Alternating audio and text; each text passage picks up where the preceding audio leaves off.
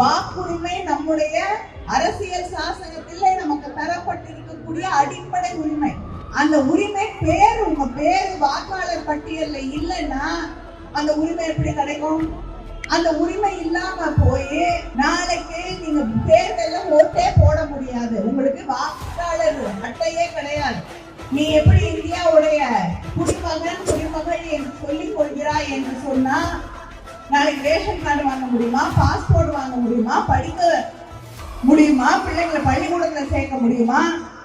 இங்க பல பேருடைய லட்சக்கணக்கானவர்களோட பேரை வாக்காளர் பட்டியலிருந்து நீக்கிட்டு டீலிமிட்டேஷன் நம்முடைய முதலமைச்சர் அவர்கள் எதை எதிர்த்து போராடி கொண்டிருக்கிறாரோ, தமிழ்நாட்டில் இத்தனை வாக்காளர்கள் தான் இருக்காங்க, குறைஞ்சு போச்சு.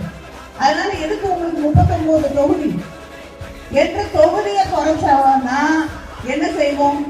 இதையெல்லாம் சிந்தித்து நம்முடைய உரிமைகளை, நம்முடைய பிரதிநிதிகளுடைய உரிமைகளை எல்லாம் பறிப்பதற்கு, தமிழ்நாட்டுடைய உரிமைகளை தொடர்ந்து பறித்துக் கொண்டிருக்கக்கூடிய ஒரு கட்சி தான், ஒரு ஆட்சி தான் பிஜேபி என்பதை நாம் மறக்க முடியாது, மறுக்கவும் முடியாது.